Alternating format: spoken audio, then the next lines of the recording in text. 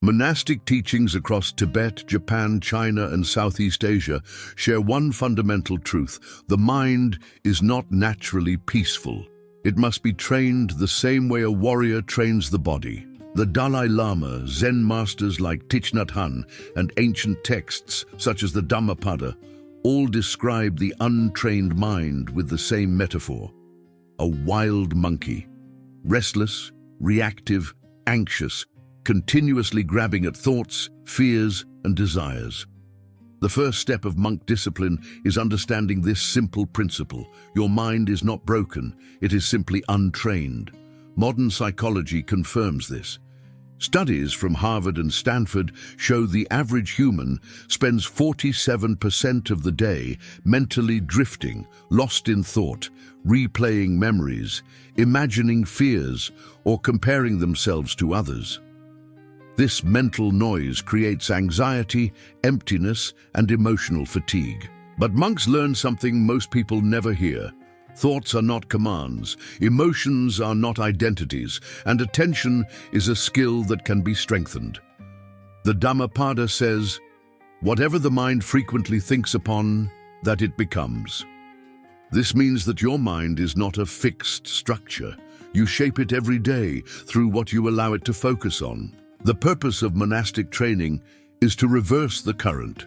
Instead of being pulled by every thought, you learn to observe thoughts without being controlled by them.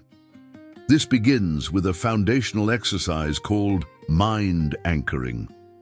For thousands of years, monks have trained their attention using simple breaths, physical sensations, or sounds such as the ringing of a bowl.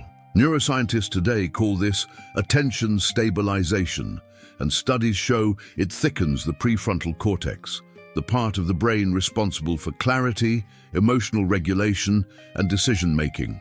In monasteries, a novice monk is taught to sit and focus on a single inhale and exhale. When the mind wanders, he does not judge himself. He simply returns. This is repeated thousands of times, day after day, until the mind becomes less reactive.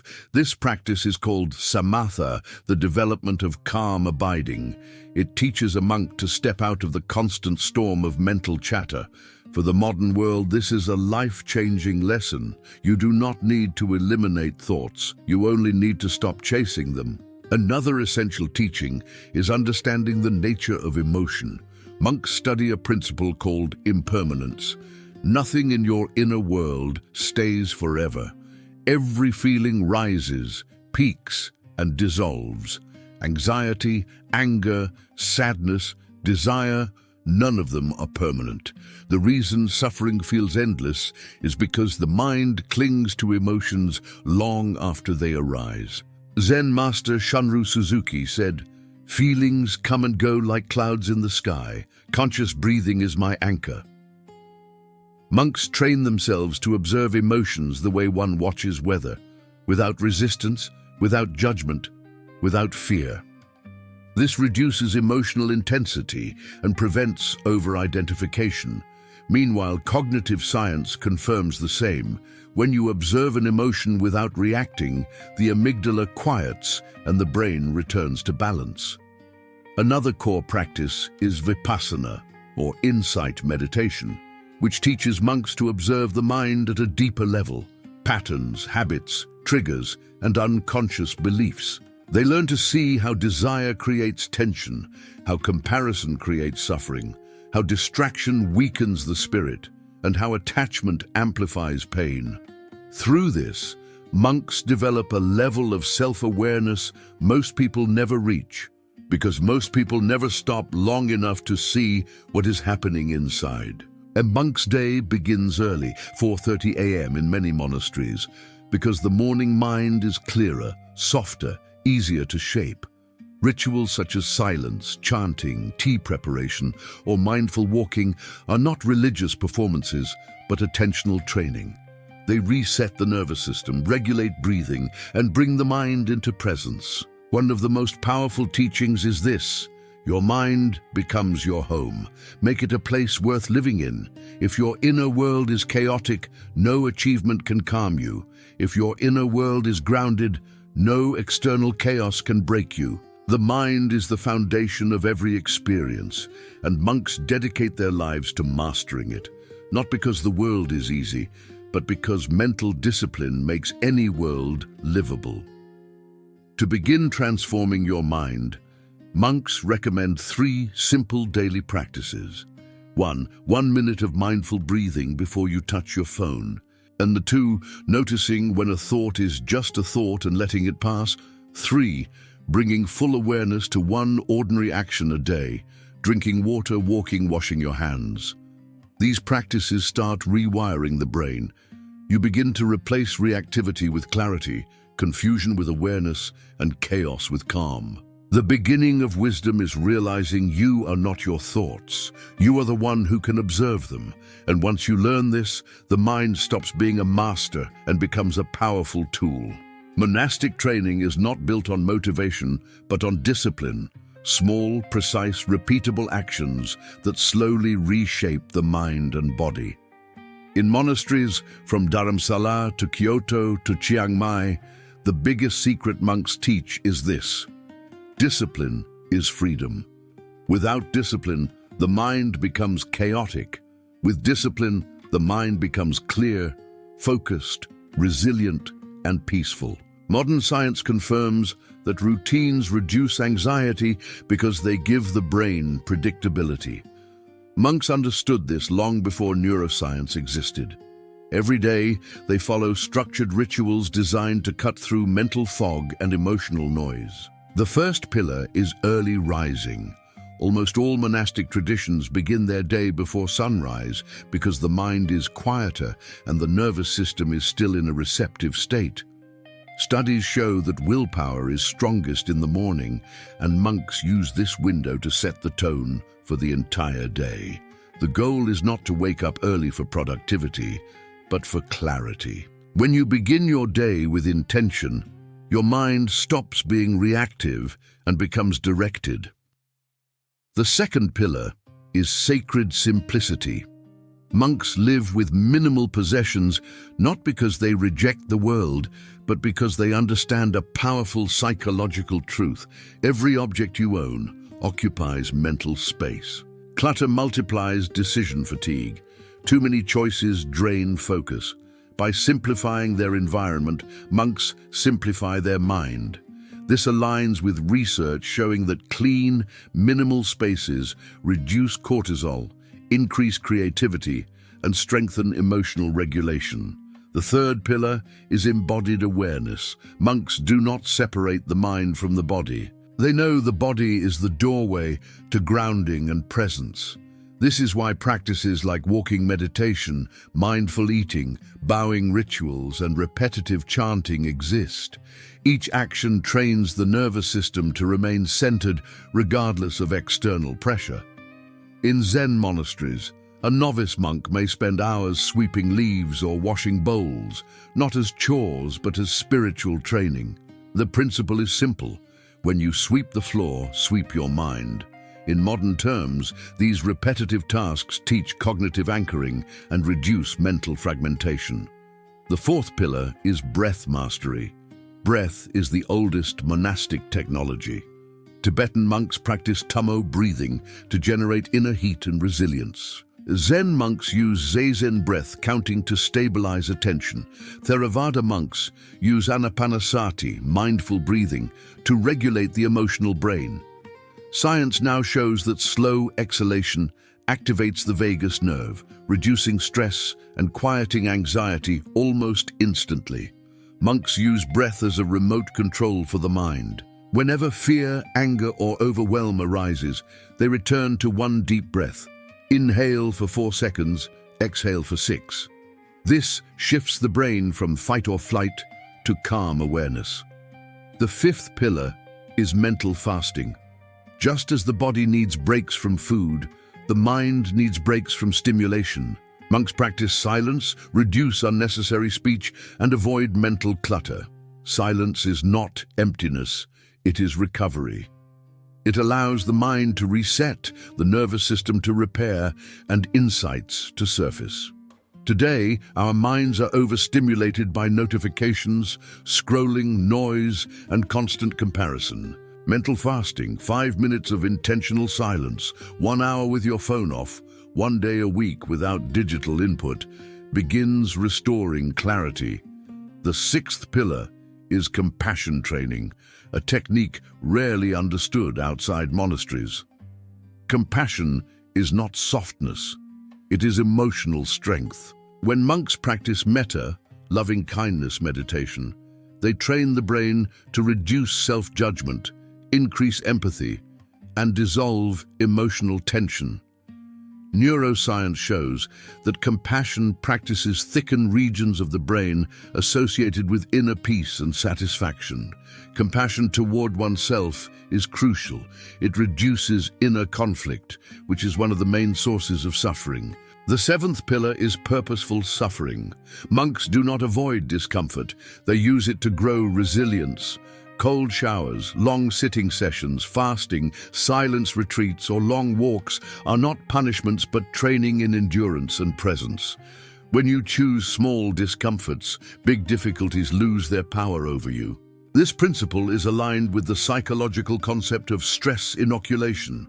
Controlled challenge builds emotional durability. The eighth pillar is intention setting. Before every task, eating, speaking, working, walking, monks pause for one breath and clarify their intention.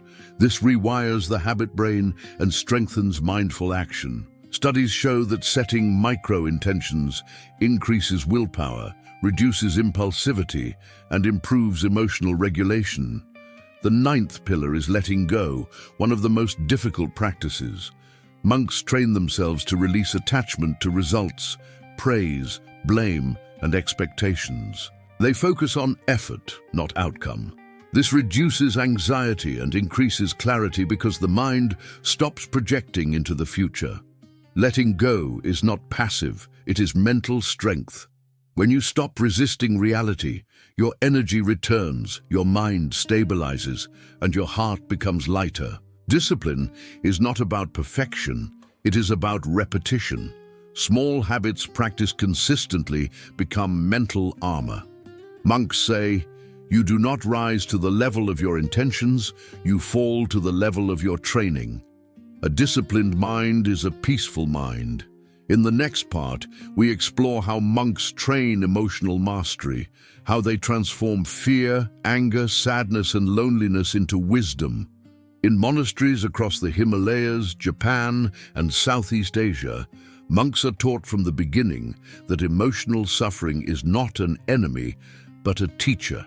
Modern society teaches people to escape their feelings through distraction, busyness, entertainment, or suppression, but monks learn the opposite, to turn toward their emotions with clarity and acceptance. The Dalai Lama often says, "Pain is natural, suffering is optional." This means that emotions themselves do not create suffering, our resistance to them does. When an emotion arises, monks observe it the way a scientist observes a phenomenon, without judgment, without panic, without the urge to escape. This approach is grounded in the practice of vipassana, which teaches that every emotion is a temporary wave. Neuroscience confirms this. Most emotional reactions last only 90 seconds unless we feed them with thoughts. Monks learn to break the cycle by doing nothing, simply watching. This is called non-reactive awareness. When anger arises, they breathe and observe the physical sensations, heat, tension, heartbeat. When sadness appears, they feel its heaviness without adding stories like, "I am broken" or "I am alone." This interrupts the emotional loop that normally strengthens suffering. Zen masters teach, sit with your pain until it transforms. In modern psychology, this is known as emotional exposure and is proven to reduce anxiety, trauma reactivity, and depressive spirals. Monks also apply the law of impermanence. Every emotion, no matter how intense, is temporary. The problem is not the emotion, it is our belief that it will last forever. When monks feel fear, they whisper internally, "This will pass." When they feel sadness, "This will pass." When they feel anger, "This will pass."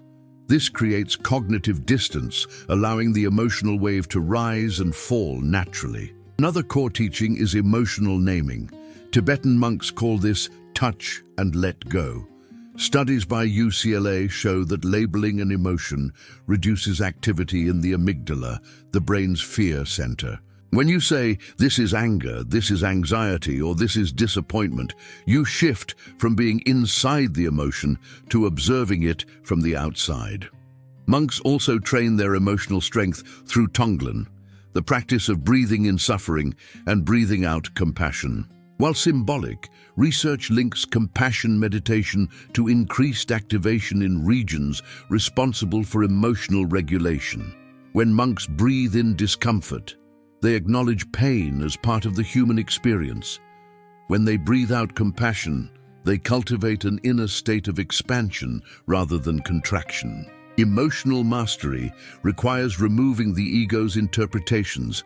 A monk does not say, "Why is this happening to me?" but asks, "What is this emotion teaching me?" Anger teaches boundaries. Sadness teaches depth. Fear teaches awareness. Loneliness teaches connection with oneself. Each emotion becomes a classroom. Another essential principle is non-identification. Monks never say, "I am angry." They say, "Anger is present." This small shift prevents the emotion from becoming part of their identity. Modern therapy uses the same technique, called cognitive diffusion. One of the most powerful monastic tools is mindful breathing during emotional storms.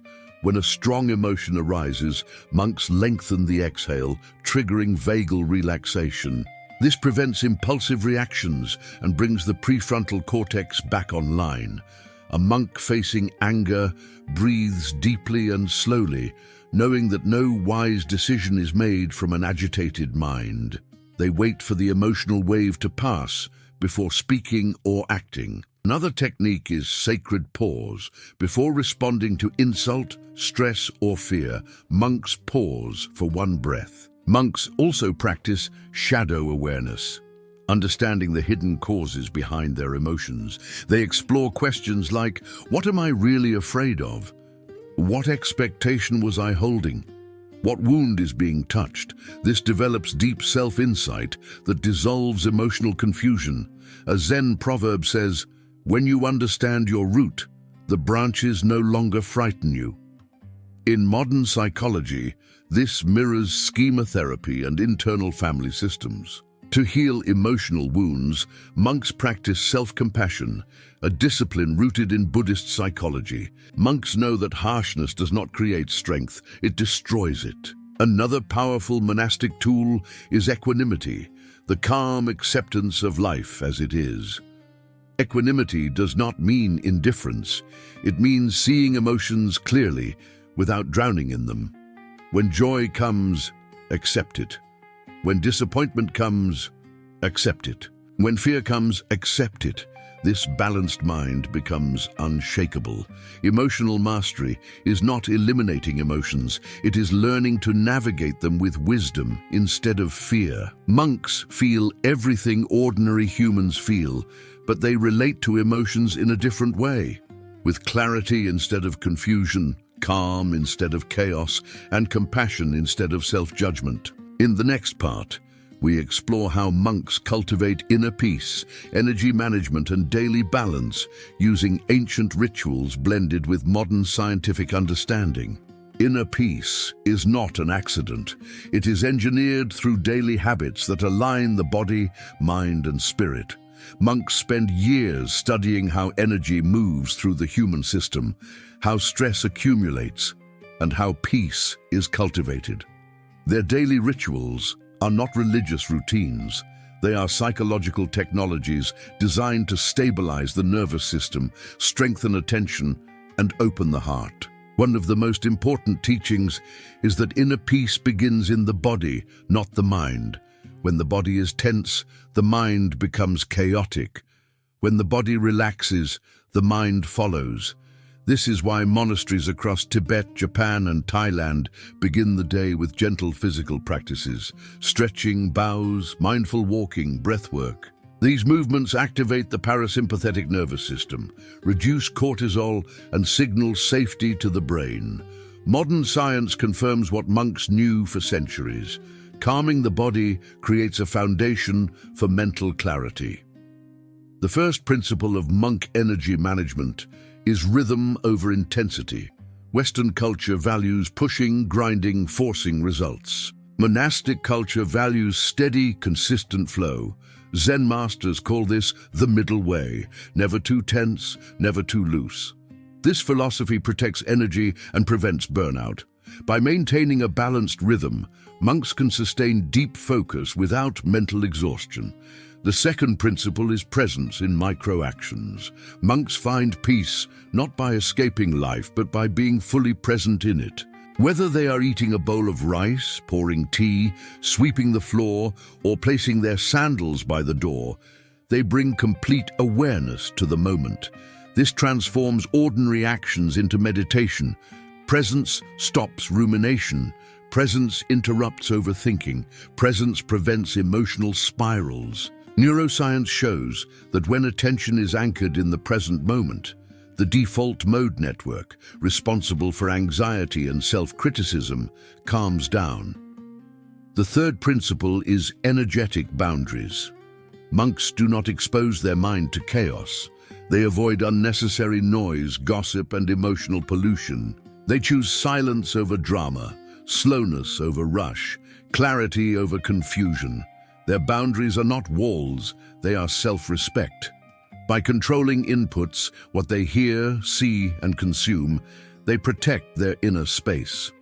Today, the average person is overwhelmed by notifications, opinions, and endless information. Monks teach that peace is not something you find, it is something you cultivate by removing what disturbs it.